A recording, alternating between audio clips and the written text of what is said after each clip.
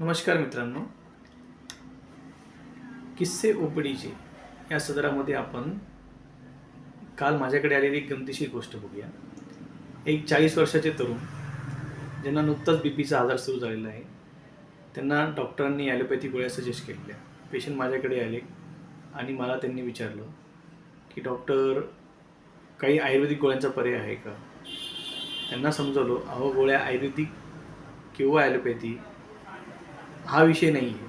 तुमचा blood pressure वाढतोय आणि तो का वाढतोय याच्याकडे आपण लक्ष देणं गरजेचं आहे. मग त्यासाठी आम्ही त्यांची डिटेल हिस्ट्री घेतली. तर त्यामध्ये आपल्याला असं लक्षात आलं की पेशंट, त्याच्या घरी एक 10वीचा मुलगा आणि एक 3 वर्षाची मुलगी. तर ड्युटीवरून घरी आल्यावरती